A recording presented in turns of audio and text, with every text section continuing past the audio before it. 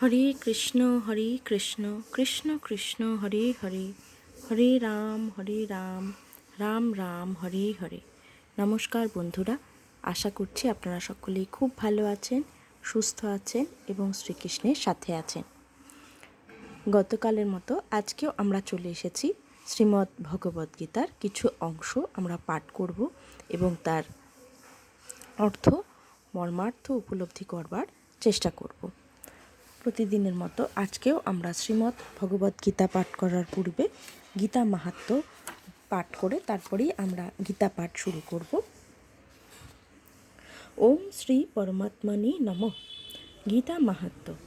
গীতা শাস্ত্র মিদং পুণ্যং যঃ পঠেৎ প্রযুতঃ পুমাन् বিষ্ণুঃ পদমবাপ্নোতি ভয় শোকাদিবর্জিত। গীতাধ্যয়নশীলস্য প্রাণায়ামপরস্য চ নৈব সন্তি হি পাপানি পূর্বজন্ম কৃতানি চ। মলনির্মোচনং পুংসাং জলস্নানং দিনে দিনে সকৃত গীতাম্ভোষি স্নানং সংসারমলনাশনম। গীতা সুগীতা কর্তব্য কর্মণ্যৈ শাস্ত্র বিস্তৃতৈ যা স্বয়ং পদ্মনাভস্য মুখপদ্মা দিনেশ্রিতা। ভারতামৃত সর্বস্বং বিষ্ণু বক্ত্রাদ্দিনেশ্রিতম। গীতা গঙ্গোদকং পিত্বা পুনর্জন্ম ন বিদ্যতে। সর্বোপনিষদ গাবদগ্ধা গোপালনন্দন পার্থবৎস সুধীর্ভোক্তা দুগ্ধ গীতামৃতং মহৎ। একং শাস্ত্রং দেবকীপুত্র গীতমেক দেব দেবকীপুত্র এব। এক মন্ত্রস্তস্য নামানি জানি কর্মাপ্যেকং তস্য দেবস্য সেবা। আজকে আমরা গীতার ৪র্থ অধ্যায়ের ১৭ নম্বর শ্লোক থেকে শুরু করব। ভগবান শ্রীকৃষ্ণ বলছেন, কর্মণ্যহ্যাপি বধ্যবং চ বিকর্মণঃ অকর্মণশ্চ বধ্যবং গহনা কর্ম ন গতি। কর্মের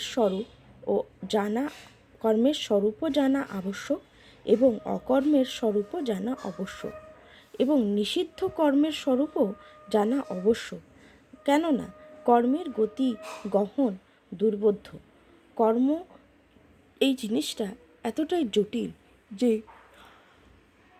কর্ম কী, অকর্ম কী এবং নিষিদ্ধ কর্ম কী, এই সব জিনিসগুলি যদি জানা থাকে তাহলে আমাদের এনলাইটেন্ড হওয়ার, আমাদের এই বোধ শক্তি হওয়ার যে আমরাই প্রকৃতপক্ষে ঈশ্বর, তা বোধ হওয়া অনেক বেশি সুবিধাজনক হয়ে যায়।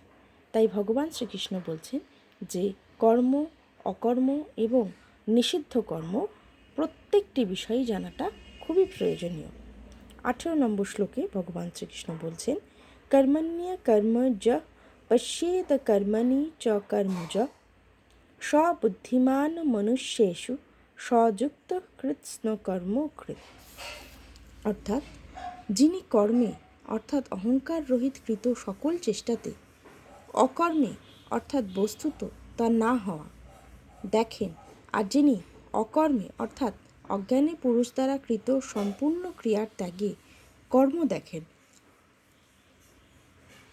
তিনি সেই পুরুষ মনুষ্য মধ্যে বুদ্ধিমান এবং সেই যোগী সমুদয় কর্মকারী হন, অর্থাৎ প্রকৃত কর্ম করেন। তাহলে কি বলছেন না, যিনি কর্মে অর্থাৎ অহংকার রহিত কৃত সকল চেষ্টাতে, কর্ম বলেই হলো, কর্ম কাকে বলে, সুকর্ম কাকে বলছে না, যে কর্মে কোনো অহংকারের ছাপ থাকছে না, অহংকার রহিত হয়ে যে কর্ম করা হয় তাকেই বলা হয় কর্ম। আর অকর্ম কাকে বলছে? অকর্ম অর্থাৎ বলছে তা বস্তুত তা না হওয়া দেখেন এবং অজ্ঞানী পুরুষ দ্বারা সম্পূর্ণ ক্রিয়ার ত্যাগই হচ্ছে মধ্যে যিনি কর্ম করা দেখেন তাকেই হচ্ছে প্রকৃত পুরুষ বলা হয়। অর্থাৎ কি বলছে, যে সকল কর্মকে ত্যাগ করে দিচ্ছে।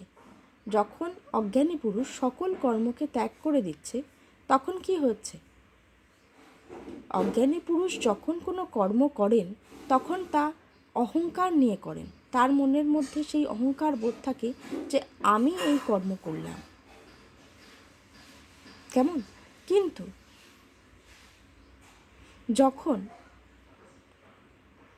তিনি এই আমি বোধকে রোধ করে যখন তিনি কর্ম করেন, অর্থাৎ সকল কর্ম ত্যাগ করেন, তার পক্ষে আমি বোধ রোধ করে কর্ম করাটা প্রায় নেক্সট টু ইম্পসিবল। কর্ম সে করতেই পারবে না।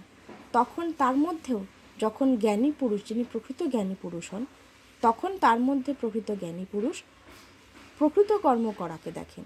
কেননা তিনি যে কর্ম করছেন না, তখন কিন্তু তিনি অহংকারের প্রয়োগ করছেন না, এবং সেটাই হলো তার প্রকৃত কর্ম। এবং যে পুরুষ এই কর্ম করার মধ্যে অকর্মকে কর্ম এবং অকর্ম করার মধ্যে কর্মকে দেখেন, তিনিই হলেন প্রকৃত বুদ্ধিমান এবং তিনিই হলেন যোগী, প্রকৃত যোগী পুরুষ। 19 নম্বর শ্লোকে আমরা আজকে যাব। যস্য সর্বে সমারম্ভা কাম সংকল্প বর্জিতা জ্ঞানাগ্নি দগ্ধ কর্মাণং তমাহ পণ্ডিতং বুধা। এবং হে অর্জুন, যার সকল কর্ম কামনা ও সংকল্প বর্জিত হয়,